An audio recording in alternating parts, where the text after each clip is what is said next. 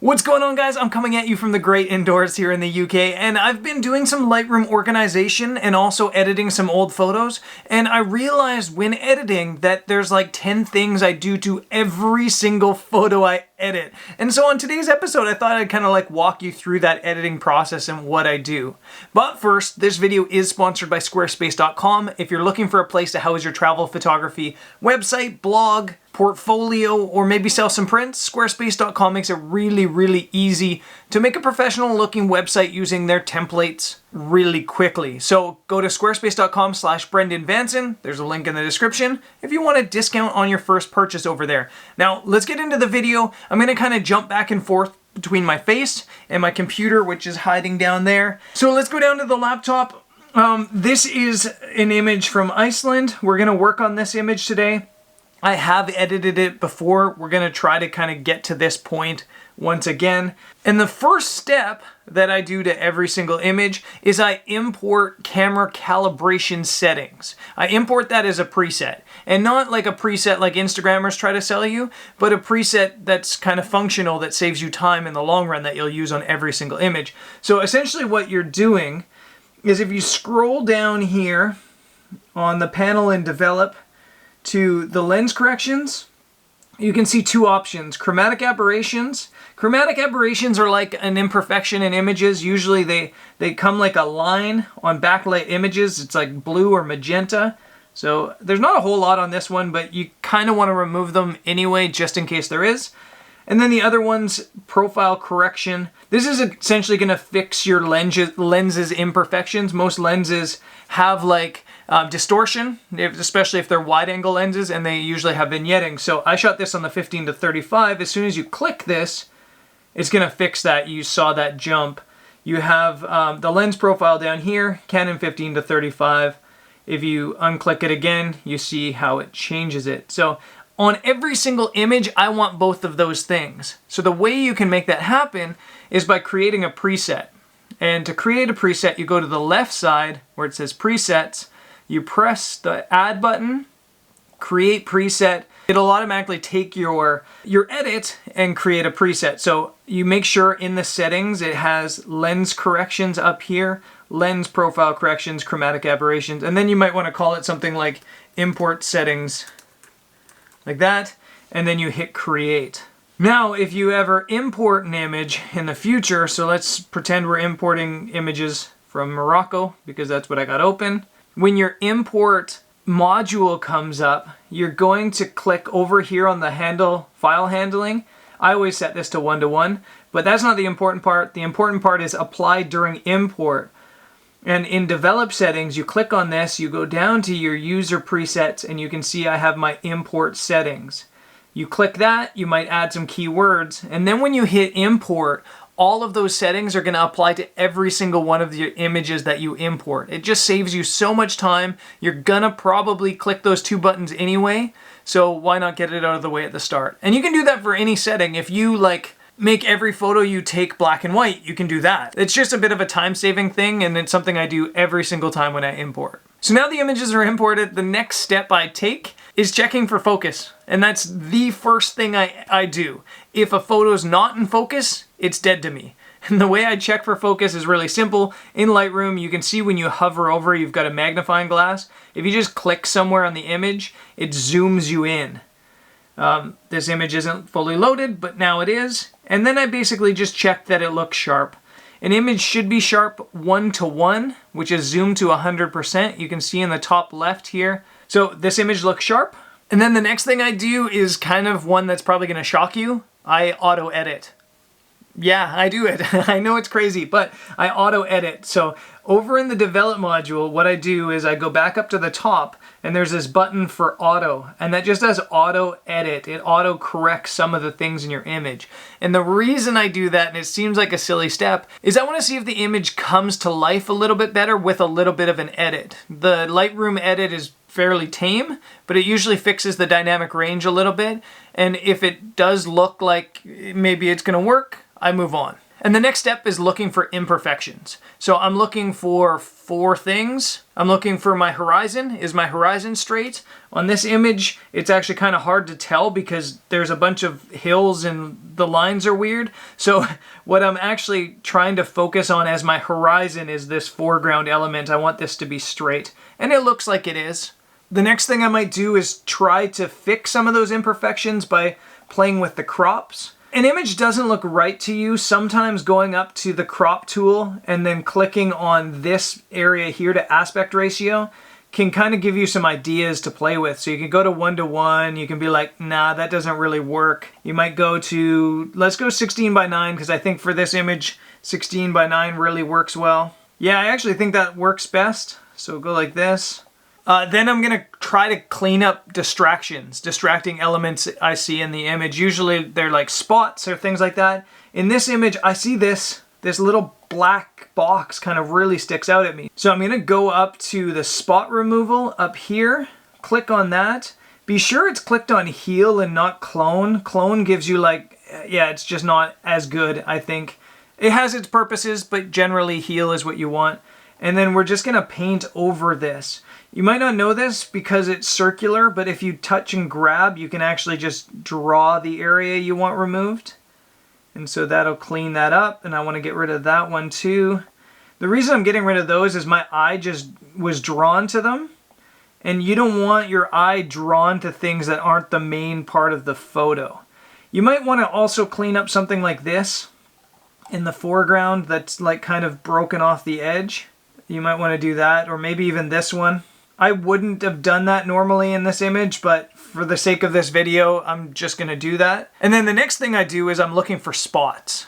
So spots are sensor spots, and you do that again by going up to spot removal. You click on that, and then if you go down to visualize spots, it helps you find them. So this is like the power of the spot. So if you zoom that all the way up to the top, you can find spots. So you see up here, there's like this area that's got a big round area. That's a spot. That's a sensor spot. And we can get rid of that. It also looks like maybe there's a little one up there and one up here. And so I'm just removing those sensor spots. I think that's it. If you have a really dirty sensor, it can there can just be spots everywhere. And obviously if you're shooting something like f/16, they tend to show up a little bit more. If you're shooting into backlight, they show up more. It can be an absolute mess. And one of the things I did early in my days of photography is I never did that. I skipped that step. And then I remember I printed an image and I looked at it and it was like just covered in spots and it was really, really embarrassing. So that's a step I definitely never skip. So now the image is kind of, this is my base, this is my canvas. I've gotten rid of the imperfections. I've kind of have a little bit of a base edit on it. Now I go into the final actual edit. And the first thing I always do is fix the white balance. White balance, you can obviously click on this little pointer, the white balance selector, and then click on something gray, like these rocks, and it should fix it. But often, especially when there's snow present or crazy colors, it doesn't work. So the way you can do it then is go down to vibrance, bring it up to 100%, and bring saturation to 100%. And you can really see, not only on the image, but in the histogram up here, what the balance of the temperature of the image is. And temperature is yellow is warm and blue is cold. So obviously, look at how blue this is. It's way too cold. And up here in the histogram, you can see the blues are way to the right. So we're going to go down to the temperature and just drag this until they're about even. And you can either watch the histogram to do this and try to level them out, or you can watch the picture and try to get to a point that it's level. So we'll go to, you see if you go like this, it becomes yellow, and you can see the histogram, the blues are pushed over. So we're just going to draw it back to where they're about even, which might be about there. And now you can see another thing, the greens are way too far to the right, which means that our tint is slightly off.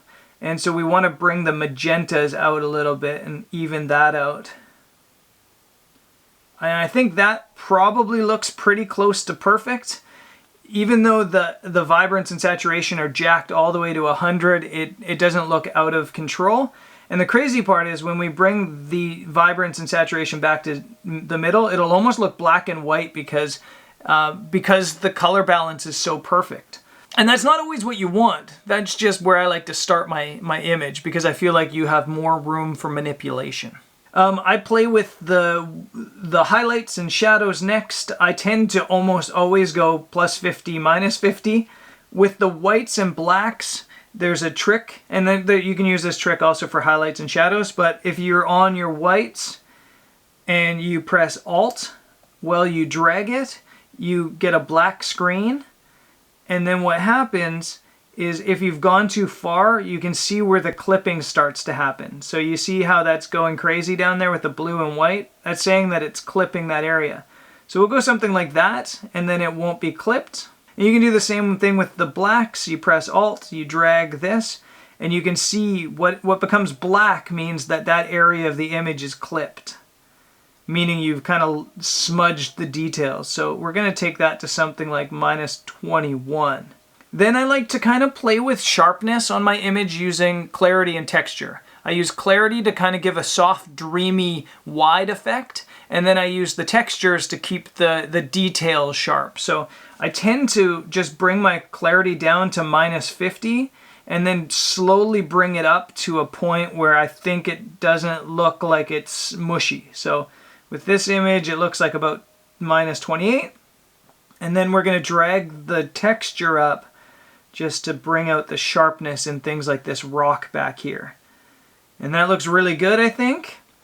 I don't touch dehaze yet, but on this image particularly, I definitely will hit dehaze. I'm going to play with the vibrance first. We're going to go up to like +55, I think, on this image, because it definitely needs some color.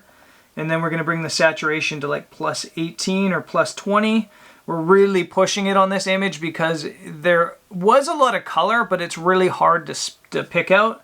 And then dehaze is one of those things that sometimes if you push it too much, it can make the image look crazy. And if you don't have your white balance right with dehaze, it can actually totally mess everything up. So I'm going to bring the dehaze all the way up to, let's go like that, I think, +36. And that's my edit. That's the basic edit. The next step I take is using gradients and local adjustment brushes to add drama. So this sky looks a little bit bluish, yellowish, and I think it could go a little bit more dramatic. So I'm going to go up to the top right and use a graduated filter. And I'm just going to create this grad filter across the sky. I am not actually going to bring the exposure down because I like it. The only thing I think I'm going to do is bring out the shadows on this mountain a little bit, bring out the whites a little bit brighter, and then I'm going to change the tint to make the sky a little bit more purple. And the temperature a little bit to kind of balance that out, I think, something like that. I'm going to bring the contrast up to make it stand out a little bit more. And then I'm not going to touch the saturation anymore because I think that'll take it over the top. And you can just see that the sky's become way more dramatic. You might see that the mountain's gotten a little bit messy, so I'm going to take a local adjustments brush here. You can use something on snow as well. That's the teeth whitening. And if you use teeth whitening on snow, it tends to get rid of the weird like blue or yellow glow you get on things. So we're going to paint that with the teeth whitener, and that's way more dramatic. That's way more dramatic, and I think it looks really nice. The next thing I do is I check to see if I've gone too far. And you can do that by doing the before and after. You go down to here and you press this, and you'll get your before and after. And I'm not sure why. I guess it's because the gradient filter is attached here. That was obviously not before, but you can see the before and after, and you can see if you've gone too far, and you can make a decision, okay, I need to dial back my edit a little bit. I think my saturation's maybe a little bit too high, so I'm going to bring that back a little bit, something like that. And then the next thing I'm going to do is give it a color rating. And this is something I've only started to do recently. It's just a way that I can help organize my Lightroom catalog a little bit better. I use stars, obviously. I give an image a rating on stars based on how good I think the photo is. 1 means I want to keep it on file. 2 means I want to edit it. 3 means it's good enough to share with the world, the internet. 4 means it's likely one of my better images from that destination in general. And 5 is like best of the year, top 12 of the year, top 10 of the year. And then the color rating I do to denote what type of image it is. I press 6, which gives it a red rating. If it's street or people, I press 7, which gives it a yellow rating. If it's urban or architecture or city, I press 8 to give it a green, and that's landscapes or nature. And then I press 9, which gives it a blue, which is wildlife. So this is a landscape, we press 8.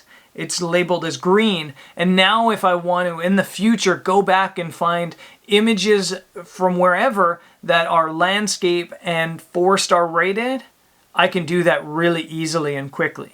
And that's it. That's the image. Really, like, it's done. That's how fast I edit images. There's 3 things I never ever do with my photos. I never add sharpening. If an image isn't sharp, it's dead to me. It sucks, but photo editing shouldn't be to fix images. It should be to enhance them. And that's just my opinion. You might differ. That's okay. I never use actual presets. I have never in my life used a preset. And I know almost every photographer sells them. I know a lot of people have asked me for presets. I never use them. And that might be my own fault, but I don't use them. And I never do split toning. Split toning, let me jump back to my computer. Split toning's down here, and it allows you to manipulate a tone's color. So if you want to manipulate just the highlights and make just the highlights of an image more blue, you can do that. If you want to make the shadows more red, you can do that. And you got to do it like this. I mean, there's ways that you can do split toning in a really nice way. I'm just not good at it. So it's something I've never done. There will be a video from the Great Outdoors, I think on Wednesday. I've got an idea for a video and I think it's going to be fun. A massive shout out to squarespace.com. If you are still looking for a place to host your website, blog, or portfolio, head to squarespace.com/BrendanVanson and you'll get a 10% discount over there. And that's it for me. I'll see you guys on the next one. Peace.